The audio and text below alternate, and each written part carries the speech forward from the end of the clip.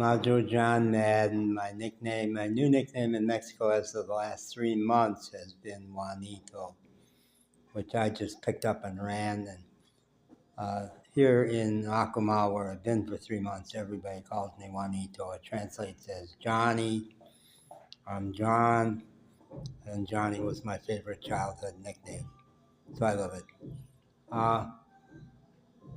Yesterday, I was commenting on a podcast I had heard with Kelly Corrigan, an author and podcaster whose work I like a lot, and her work on Brave Conversations has really influenced me.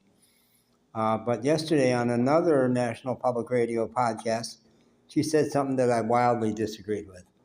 She said, some things just suck, and to try to pretend they don't makes everything screwy. And I just disagreed. I agreed with her when she said it's terrible to tell people, look for the silver lining, buck up. No, let them suffer. They got to release their trauma. Some things really hurt a hell of a lot. And some things you never get to know what they were about. But there's somebody pounding. So we have to put up with that. Some things you never learn what they were for. But my spirituality is two positions. One is that all of life is connected, and two is that life is intelligent. It's always sending us exactly the experiences we need. Or in the words of a young artist I interviewed recently, it's bliss or lessons.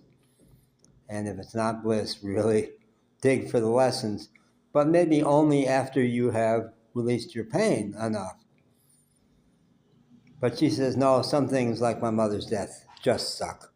And I don't agree. I don't think there are bad things. I think the original sin of Adam and Eve was to eat of the fruit of the knowledge of good and evil, meaning deciding they were smart enough to decide what's good and what's evil. I think that's a mistake. We just don't know. So, armed with that, I then made videos where I teased about don't test God. And whatever God is, I don't think God's a dude, not a person, but something.